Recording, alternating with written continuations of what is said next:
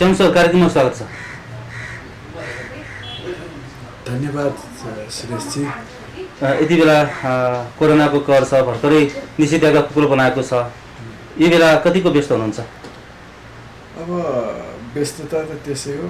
सर्वप्रथम त म सुरेशजीलाई बधाई दिन चाहन्छु। तपाईँले जनसञ्चार एफएमबाट प्रगति गर्दै अहिले जनसञ्चार टेलिभिजन चलाउनु भएको छ, त्यसको लागि बधाई छ। अब रह्यो तपाईँको प्रश्नलाई लिएर, अब यो लकडाउन खुकुलो भए तापनि हामीले अनुभव गऱ्यौँ। पहिलो लकडाउनको केसमा निको भयो, अब त कम हुँदै गयो, हुन पनि कम भएकै हो। हजारौँ हजार हुने ठाउँमा दैनिक 50-60 जना हुँदै प्लस स्वाट दोस्रो लहर हुँदाखेरि अपत्यारिलो हिसाबले एकदमै बढ्न गयो। अब त्यसको क्रम फेरि घट्दो क्रम छ, तर घट्दो क्रम भए तापनि त्यति सन्तोषजनक क्रम त छैन। किनभने अब लकडाउन खुकुलो गर्नासाथ त्यो सङ्क्रमित हुनेको सङ्ख्या बढ्दै गएको छ। त्यसले जनमानसमा यो चाहिँ एकदमै अब खुकुलो गर्यो भन्दै गयो, आफू पनि पूर्णतया खुकुलो र चङ्गा भएर हिँड्ने भयो कि आफूले स्वास्थ्य सुरक्षालाई मध्यनजर राख्दै जानुपर्छ जस्तो लाग्छ। र रह्यो अब हाम्रो हस्पिटलको परिप्रेक्ष्यमा, अब अवश्य पनि मान्छेमा यो स्वभाव हुन्छ कि कोही बिरामी भयो भने आफू बिरामी नभए पनि जाँच्न गयो भने अरूबाट कोभिड सारिन्छ कि भन्ने एउटा त्रास हुने स्वाभाविकै हो। त्यो त्रासको कारणले गर्दाखेरि जुन किसिमले हाम्रो पहिले सुचारू रूपले ओपिडी सेवा र बिरामी भर्ना सेवा हुनुपर्ने थियो, यो 1-1.5 वर्षको दौरानमा निकै नै कम हुन गयो। हुन त कम भएर बिरामीहरू अस्पतालमा आउनु नपरेको कन्डिसन त्यो राम्रो पनि हो, किनभने जुन किसिमको चाप हुन्थ्यो त्यो भएन। तर हस्पिटलले चाहिँ जुन आर्थिक व्यवहार बेहोर्नु पर्यो, त्यो एउटा चाहिँ हाम्रो लागि निकै नै चुनौतीपूर्ण रह्यो। हस्पिटलमा यति बेला चाहिँ स्वास्थ्य सेवा दिन पाएपछि मात्रै आम्दानी हुन्छन् भन्ने हो कि बिरामीहरू चाहिँ नआउँदाखेरि अस्पतालको सञ्चालनमा चाहिँ समस्या हुने हो? डेफिनेटली पनि अब हाम्रो अस्पताल सञ्चालन भनेको बिरामीलाई सेवा दिए बापत सेवा शुल्क बापत सञ्चालन गर्ने हो। अब हाम्रो जस्तो एउटा गैर नाफामूलक नाफा नकमाउने एउटा सामाजिक अस्पताल भए तापनि अब हुन त अब विदेशमा भए यस्तो संस्थालाई हामीले गरेको कार्यलाई एउटा प्रोत्साहन स्वरूप केन्द्रीय सरकार होस् या स्थानीय सरकार होस्, उनीहरूले चाहिँ यस्तो सञ्चालनमा सहयोग पुर्याइन्थ्यो। अब विदेशको कुरा नगरौँ, आफ्नो पाराले चलाइरहेको हुन्छ। तर हामीलाई चाहिँ बिरामीमा भर परेर हामीले आफ्नो खर्च धान्नु परेको हुनाले त्यो चाहिँ यो कोभिडको परिस्थितिले हामीलाई निकै मार पर्यो। तथापि पनि हामीले अरू तपाईँलाई सुने होला, अरू हस्पिटलमा कोभिडको केसमा बिरामी नआएपछि कतिपय कर्मचारीहरूलाई चाहिँ उनीहरूलाई आधी तलब दिएर 1/3 तलब दिएर त्यसरी सञ्चालन गर्यो। अब हामीले हाम्रो अस्पतालको कर्मचारीहरू अहिले झन्डै 200 जना कर्मचारी कार्यरत छन्। अस्पताल, ज्येष्ठ नागरिक आश्रम र बाल गृह गर्दाखेरि अब त्यो 200 जना कर्मचारीलाई तलब नै महिनाको 50 लाखभन्दा बढी जान्छ। अब हामीले एक त महामारीमा धकेलिया छ, दोस्रो घरमा अन्य परिवारहरूको आय आर्जनमा पनि निकै कम गएछ, तेस्रो अब यस्तो परिस्थितिमा पनि हामीले कर्मचारीहरूको तलब कटौती गर्यो भने उनीहरूलाई निकै नै मार पर्छ भन्ने मनसायले हामीले सहमति यो गर्यौँ कि अब कुनै पनि कर्मचारीहरूलाई चाहिँ हामी तलब चाहिँ नकटाउने, बरु उनीहरू सधैँसार आउने बिरामीहरूलाई स्तरीय सेवा प्रदान गरोस् भन्ने हाम्रो मूल अभिप्राय हो। आशा गरौँ अबका दिनहरूमा यो कम हुँदै जाओस्। तर डरलाग्दो परिस्थिति यो छ कि अब फेरि तेस्रो लहर आउला कि भनेर सरकार पनि त्यसमा लागि परेको छ। हाम्रो त तेस्रो लहर आउनासाथ हामी बढी चुनौतीमा हुनेछौँ। कारण किनभने हाम्रो अस्पताल बालबालिका तथा महिलाको लागि मात्र हो। त्यो भएको हुनाले अब बालबालिकाको लागि हुनसाथै हाम्रो हस्पिटलले त्यो चुनौतीलाई छिचोल्दै अगाडि बढ्नुपर्ने हुन्छ। तर त्यसमा म मेरो कर्मचारीवर्ग सबै टिमलाई चाहिँ धन्यवाद दिन चाहन्छु, ताकि उनीहरू सर जस्तै गरे पनि हामी यसलाई चुनौतीका साथ हामी चाहिँ सेवा दिने क्रममा निरन्तरता लाग्नेछौँ र हाम्रो परिधि, हाम्रो क्षेत्र, हाम्रो क्यापासिटीभित्र हामी तयार छौँ भनेर हामीले पनि एउटा दुईवटा मिटिङमा कसरी अब यसलाई चाहिँ चुनौती लिँदै अगाडि बढ्ने भन्दाखेरि त्यो हिसाबले सबै तयारीहरू चाहिँ गरिएका छन्। त्यसमा म आफै र मेरो टिमलाई एकदमै खुसी छ। भन्ने गरिन्छ कोरोना सङ्क्रमण बढेपछि अरू क्षेत्र प्रभावित भए पनि स्वास्थ्य क्षेत्रले त धेरै प्रगति पनि गरेको छ, धेरै व्यस्त पनि छ, जिम्मेवारी पनि बोध गराएको छ भनेर गरिन्छ होइन। भनेपछि स्वास्थ्य क्षेत्र अभी पनि सङ्कटमा परेको देखियो। यो कारण चाहिँ के हो? विशेष गरेर कोरोना रोकथाम र उपचारका लागि पनि विभिन्न अस्पतालले पनि परिचालन गरेको, सरकारले डोनेसन दिएको खबर पनि सुनेका छौँ। सिधै समितिसम्म त्यस्तो कुनै सुविधा आइपुगेन? तपाईँको प्रश्न एकदमै जेन्युन छ। अब कसो भने हाम्रो तपाईँले यो याद गर्नु, हाम्रो अस्पताल बालबालिका त महिलाको लागि मात्र हो। अब कोभिडको सङ्क्रमणको पहिलो लहर र दोस्रो लहरमा बालबालिकालाई त्यस्तो कुनै खास असर परेन। अब महिलाहरू भनेको विशेष गरेर जसलाई आवश्यकता पर्छ, गर्भवती महिलाहरू, बच्चाहरू जन्माउनलाई यहाँ हुन्छ।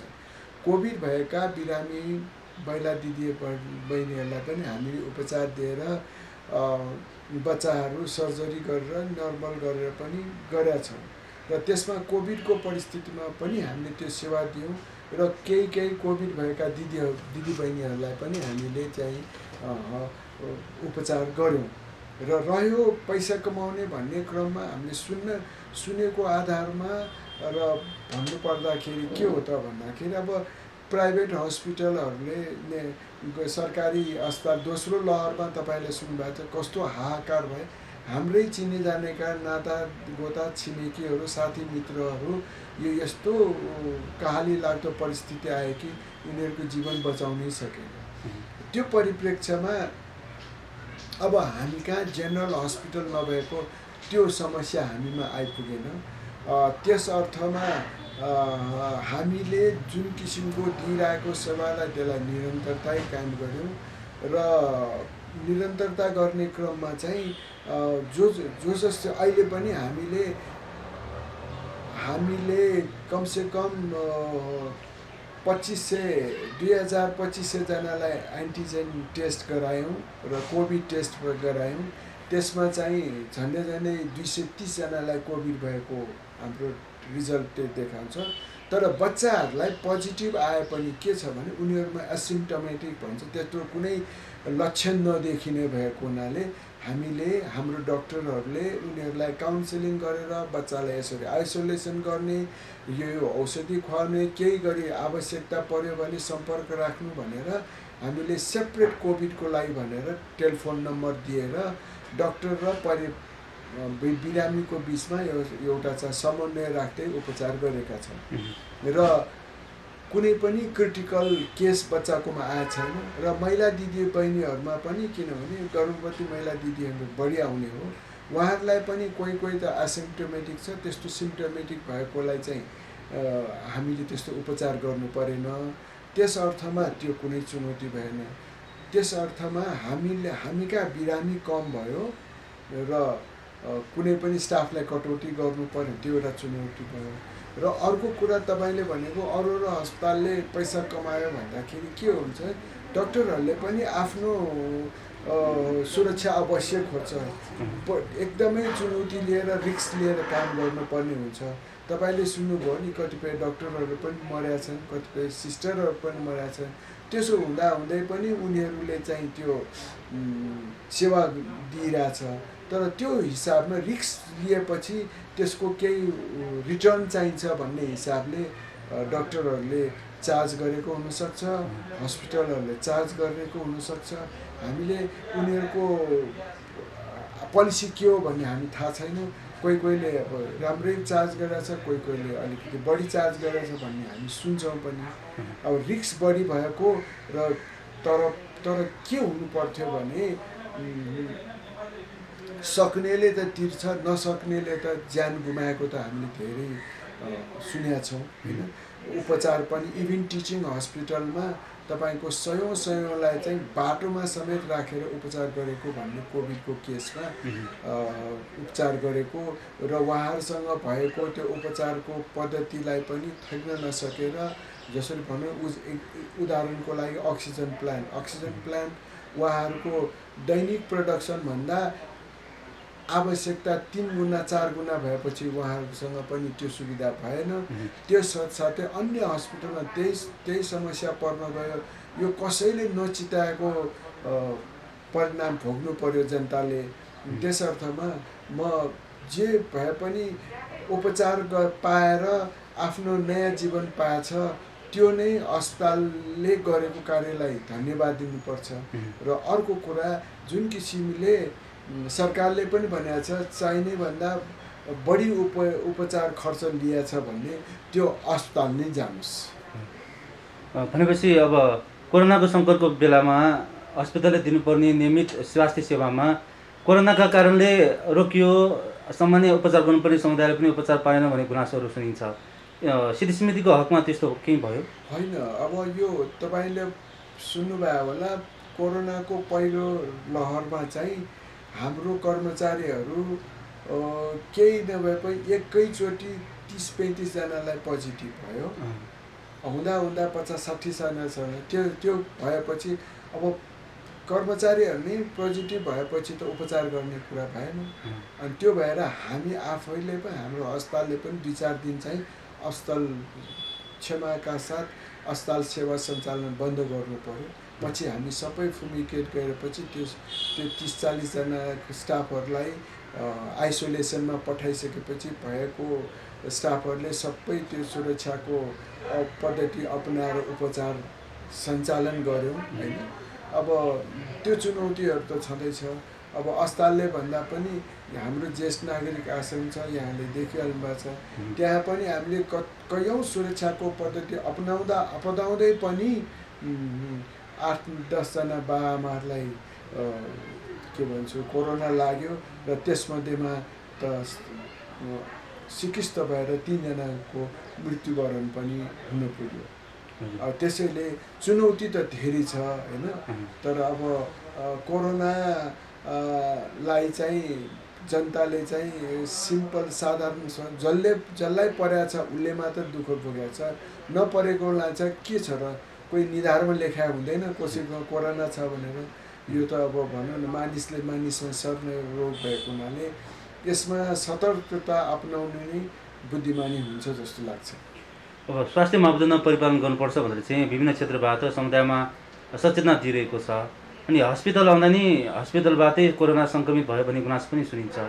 यो बेला चाहिँ हस्पिटलमा के कस्तो कारणले कोरोना सर्दो रहेछ, यो विषयमा स्वास्थ्य सतर्कता कस्तो अपनाएको छ?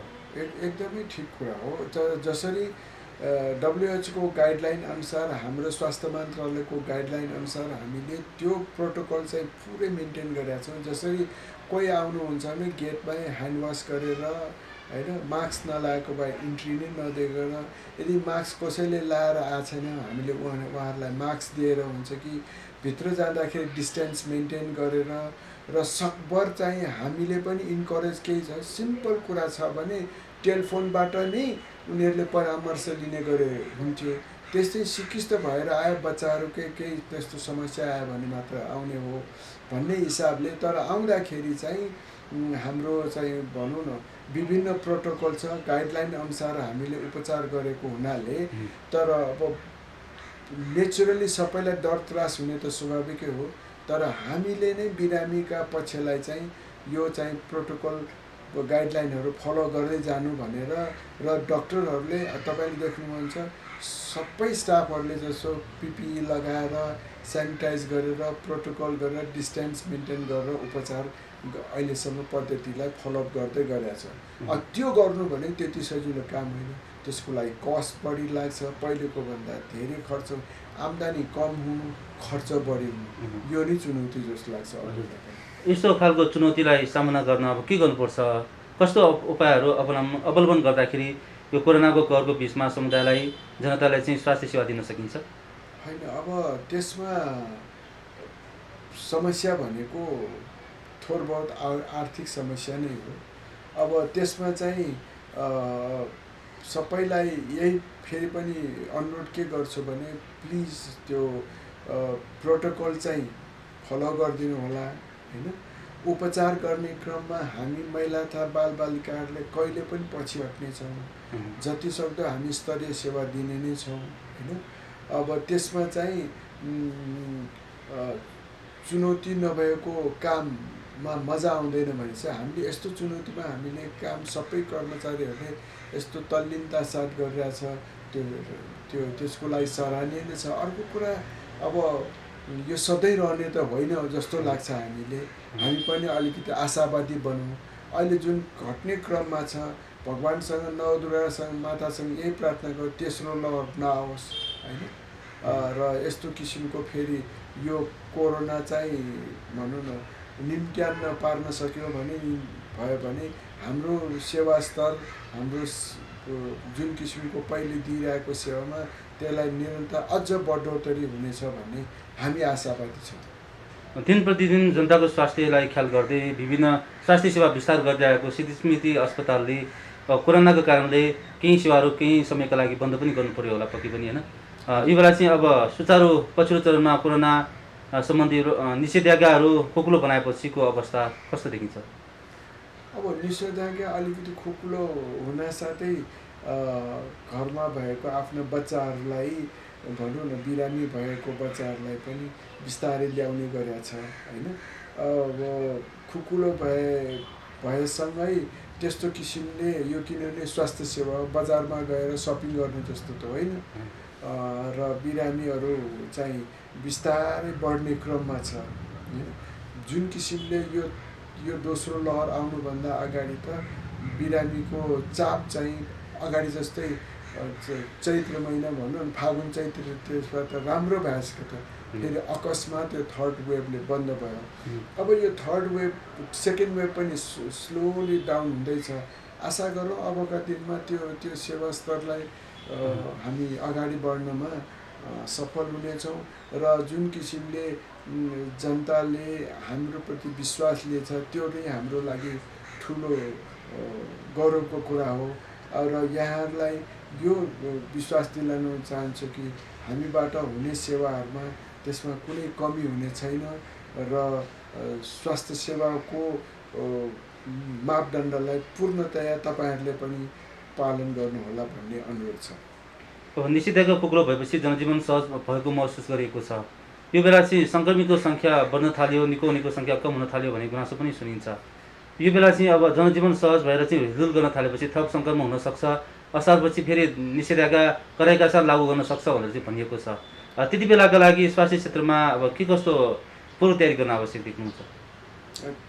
धन्यवाद सुरेश भाइ, त्यो प्रश्नको लागि एकदमै ठिक। अघि नै मैले भने नि नेपाल सरकार पनि तेस्रो वेभ आउँछ भने सतर्क छ, त्रसित छ, हामी पनि त्रसित छ। तर अघि नै भने हाम्रो यो असारपछि अब वेभमा भर पर्दो रहेछ होइन। वेभ आयो भने बालबालिका अब हाम्रोमा 50 को महिला तथा बाल अस्पताल हो होइन। अब त्यसमा चाहिँ हामीले बच्चाहरूको लागि उपचार गर्ने क्रममा जसरी आइसियुदेखि लिएर भेन्टिलेटरदेखि लिएर सबै तयारी छ। अझ हामीले यो कोभिडको पिरियडमा चाहिँ आइसोलेसन रुम 15वटा बेड बनाएका छौँ होइन। अनि क्रिटिकल केयर रुम भनेर रोटरी क्लबको सहयोगबाट र rotary club international rotary club of Lethbridge Canada र भक्तपुर रोटरी क्लबको सहयोगबाट हामीले 5 बेडको आइसोलेसन कम क्रिटिकल रुम तयारी छ, जहाँ चाहिँ 3वटा भेन्टिलेटरदेखि चाहिने आइसियुलाई चाहिने उपकरण सबै तयार छ। केही गरी कथम कदाचित अब हाम्रो अर्को भनेको नियोनेटल आइसियु, पिआइसियुहरू बच्चा र भर्खर दुधे बालकको बच्चाको लागि भने आइसियु 10-12 12-13 छँदैछ। त्यस अर्थमा अब हुन त भक्तपुरको जनतालाई हेऱ्यो भने झन्डै 3 लाख जनता छ। 3 लाख जनतामा चाहिँ ती बालबालिकाहरू भनेको त कमसेकम अब महिला र बालबालिका 18 वर्ष मुनिको त्यो हिसाब हेऱ्यो भने झन्डै 40% हुनुहुन्छ। 40% भनेको तपाईँको 1 लाखभन्दा बढी जनता भयो। त्यो बच्चाहरूलाई त हामी ठेक्न त सक्दैनौँ। तर हाम्रो क्षमताभित्र बसेर हामी त्यो सेवा दिनुमा कहिले पनि पछि हट्ने छैनौँ र त्यसको लागि हामी त पूर्णतया तयार छौँ। त्यसो भन्दैमा वारवार्ती आयो भने हामी क्षमताभन्दा बाहिर गयो भने के लाग्छ। तर यसो नहुनुमा जनतामै भर पर्छ। तेस्रो लहर आयो भने कसरी आफैमा कन्ट्रोल गर्ने भने नेपाल सरकारले स्वास्थ्य मन्त्रालयले बनाएको त्यो गाइडलाइन्सहरूलाई चाहिँ फलोअप गर्दै होम आइसोलेसनमा बस्नु पऱ्यो कि बच्चाहरूलाई जो पायो त्यससँग सँगसँगै नगराइकन बाहिर नगरिकन मासमा नबसिकन गऱ्यो भने मलाई जहाँसम्म लाग्छ हामीले कोरोनालाई अवश्य पनि जित्न सक्छौँ। तेस्रो भेरिएन्ट आउँदाखेरि बालबालिकामा बढी सङ्क्रमण हुनसक्छ भनेर चाहिँ स्वास्थ्य मन्त्रालयले केही समय अगाडि नै हरेक अस्पताललाई 20% बालबालिकाको लागि सिट सही राख्नु भनेर चाहिँ आदेश पनि दिइसकेको छ। अब सिट स्मृति मैले थाहा बाल अस्पताल त महिला र बालबालिकाको लागि मात्रै हो होइन। अब कदाचित त्यस्तो भयावह आयो सिट स्मृतिमा पनि बेड पाएन भने गुनासो आयो भनेदेखि त समस्या होला नि होइन। त्यो अवश्य पनि त्यो त मैले अघि नै तपाईँलाई वर्णन गरेँ नि होइन। अब 50 बेडमा चाहिँ हाम्रो आइसियु बेड अहिले तपाईँको बच्चाको लागि मात्र 16-17वटा बेड छ आइसियु बेड मात्र होइन। अब महिलाहरूको लागि पोस्ट अप भनेर हाम्रो 5-7 बेड छ। अब अरू जेनरल वार्ड भयो। अब भने मैले अघि नै भने आफ्नो क्षमताभन्दा बाहिर आएर उपचार गर्नु हामी केही लाग्दैन होइन। तर बच्चाहरू केही गरी कोभिड लागेर आयो भने हाम्रो आइसोलेसन बेड छ 14-15वटा बेड छ त्यहाँ लागेर उपचार गर्नु। त्यसबाट पनि भएन भने अहिले क्रिटिकल केयर रुममा वा आइसियुमा हामीले ट्रिटमेन्ट गर्ने क्षमता पनि छ। त्यस अर्थमा चाहिँ अब मैले अघि नै भने हामीले दिन सक्ने क्षमताबाट हामी कहिले वञ्चित हुँदैनौँ। तर चाहिँ त्यो चाहिँ कन्ट्रोलिङ मेकानिजम चाहिँ यहाँको स्थानीय सरकार नगरपालिका केन्द्रीय सरकारले कसरी गर्न सकिन्छ त्यतातिर चाहिँ तयारी हुनुपर्छ जस्तो लाग्छ। अब स्वास्थ्य सङ्कट यति बेला निम्तिरहेको छ। यो स्वास्थ्य सङ्कटको सेरफेरमा चाहिँ विभिन्न समाधानका उपाय पनि अपनाउन सकिन्छ। यसलाई चाहिँ अवसरको रूपमा पनि बदल्न सकिन्छ भनेर चाहिँ भनिएको छ। कस्तो अवसर देख्नुहुन्छ? अब यो चाहिँ मानिसमा एउटा के आयो भने कोरोनाले गर्दाखेरि स्वास्थ्य सम्बन्धी चाहिँ जनचेतना चाहिँ अवश्य पनि फैलिएको छ। के हो त अब हामी मानौँ न हामी घरमा खानाकुरा खाँदाखेरि पनि बाहिरबाट गए पनि सिधै हातै नधुइकन खाने गर्थ्यौँ। अब यसले के देखाएको छ भने हात धुनुपर्छ, कमसेकम साबुन पानीले हात धुनुपर्छ भन्ने छ। अनि अर्को कुरा मास्कले के छ एक अर्कालाई अब हाम्रो त के हुन्छ हामी कसैलाई रुगा लाए पनि हाछ्यु गरे पनि अगाडिको मान्छेसँग त्यो हामीले प्रोटोकल मेन्टेन गर्दैनौँ। अब के भन्छ भने हाछ्यु आए पनि हातले छोप्ने गर्छ। त्यो होइन यो कुइनाबाट छोप्नु सकभर आफ्नो रुमालले नाकमुख छोप्नुपर्छ भन्ने हुन्थ्यो। तर त्यो नभइकन अब त सबैले बाध्यता डरले पनि त्यो सिकाइले पनि मास्क लाउने गरेको छ होइन। अब आफूलाई सर्ला कि भन्ने डरले सोसियल डिस्टेन्सिङ पर कम केही नभए पनि 1-1.5 मिटर पर बसेर व्यवहार गरेको छ, कुराकानी गरेको छ, खाने त्यस्तै गरेको छ। घरमा पनि अब एउटा के छ भने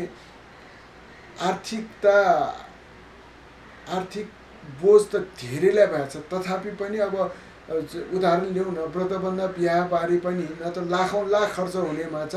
अब एउटा फेसबुकबाट देखाएर घर परिवारबाट भित्रै मतलब त्यस्तो कार्यक्रममा सम्पन्न भयो त्यसको एउटा आर्थिक जोहो त अवश्य पनि भयो एउटा पोजिटिभ एस्पेक्टमा। तर नेगेटिभ एस्पेक्ट के भने कतिपय मान्छेले जबै पाएनौँ।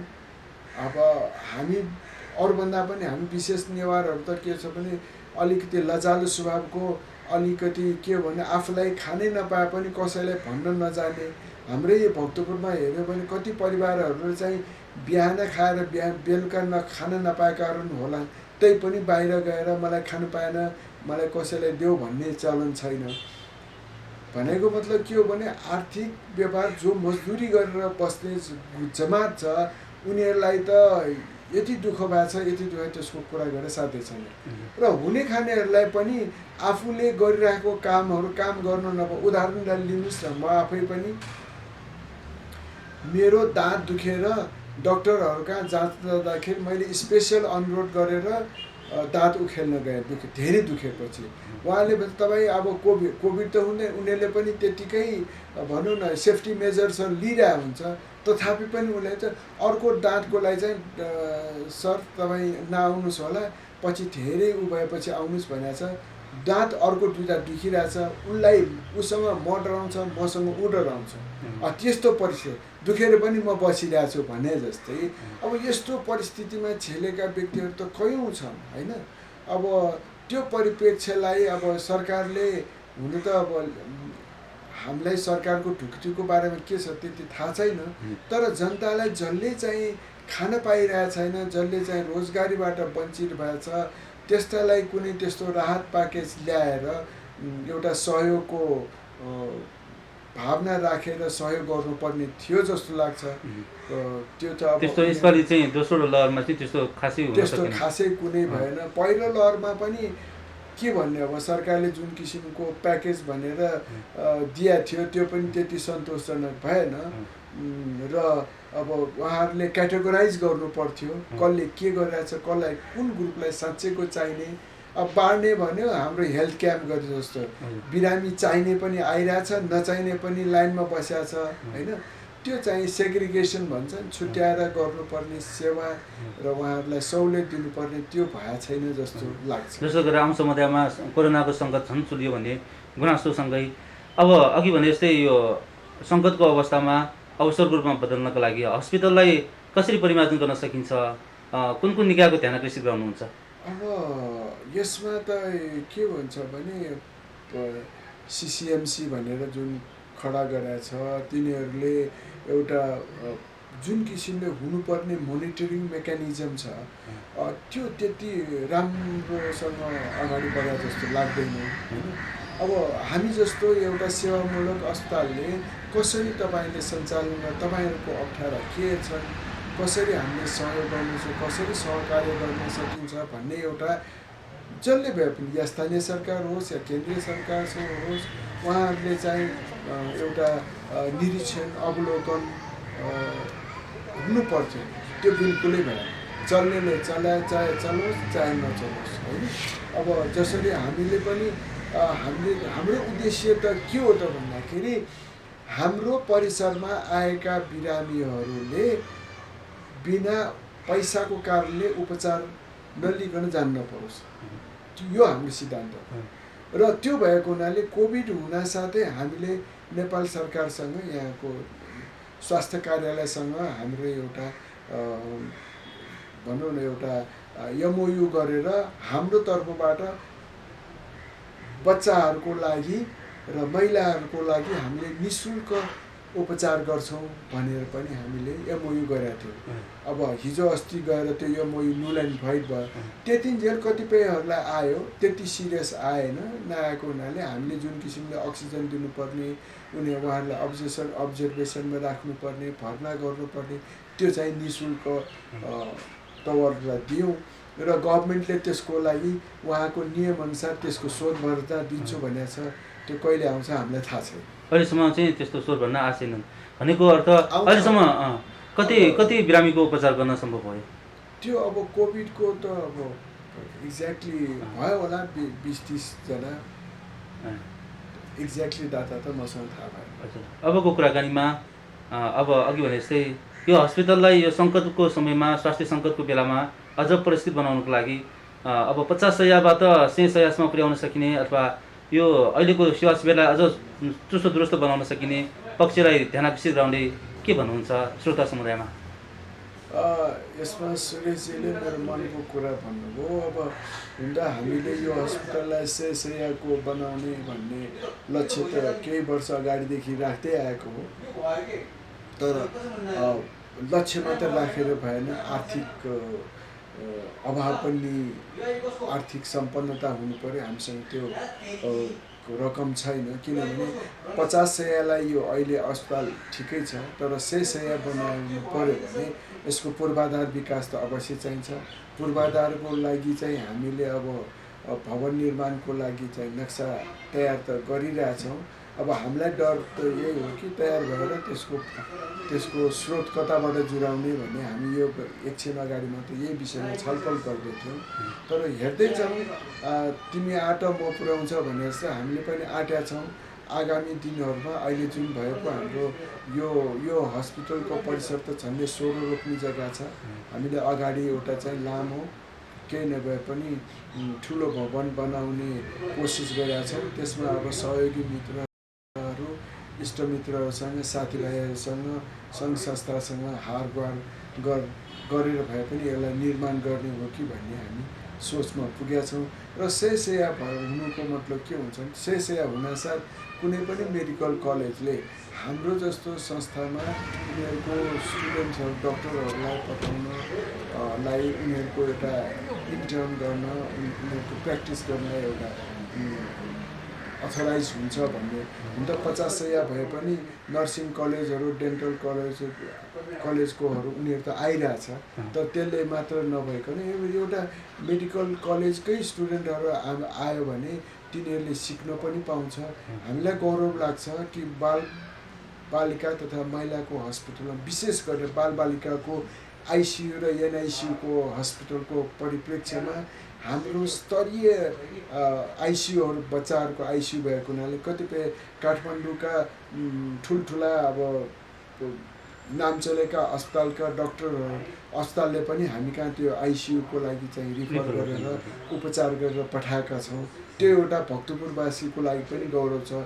काठमाडौँ भ्यालीमा यो परिचय छ कि सिद्धिमा चाहिँ बच्चाहरूको लागि आइसियु, बच्चाहरूको उपचारको लागि एकदम राम्रो छ भन्ने त्यो जुन किसिमको सुसमाचार छ त्यसलाई हामीले गौरव लागेको छ। तर अब 50बाट 100 शय्या भयो भने अहिले भएको हाम्रो आइसियुलाई चाहिँ झन्डै डबल गरेर, उद्देश्य के हो भने कोही पनि नवजात बालबालिकाहरूको उपचार बिनाको मृत्युवरण नहोस्।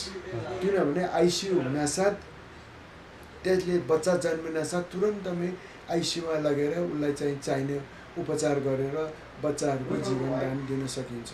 त्यस अर्थमा पनि मलाई अहिले पनि याद छ होइन, जुन किसिमले हाम्रो छोरा सिद्धि सुन्दर आजभन्दा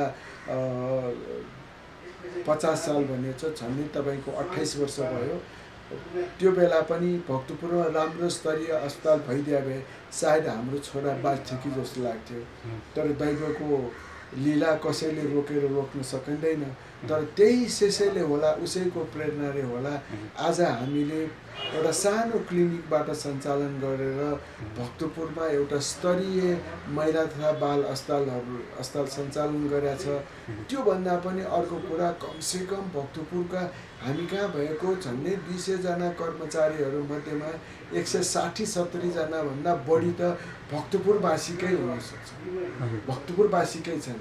उनीहरूको रोजगारी पाएछन्, उनीहरूले चाहिँ राम्रो सेवा पाएछन् र उनीहरूको घर चल्या छ र हामीले पनि उनीहरूलाई त्यो अवसर दिन पाएछौँ। जति पनि डक्टर नर्सहरू तपाईँ हेर्नुहुन्छ भने सबै भक्तपुरको जस्तो छ होइन। त्यो हिसाबले अब हामीले पनि डक्टरहरू हाम्रो साथीहरूको सहयोगबाट 14-15 जना डक्टरलाई MBBS पढाएछौँ र 5-6 जनाले MD गराएछौँ। त्यसरी नै नर्सहरू त 30-40 जनालाई हामीले स्कलरसिप दिएका छौँ। यसरी नै भक्तपुरको सबैलाई यसरी छात्रवृत्ति पाएर पनि उनीहरूले एउटा अपनत्व लिएछ। हाम्रोमा अन्य अस्पतालको दाँजोमा भनौँ तलबमान चाहिँ त्यति राम्रो छैन।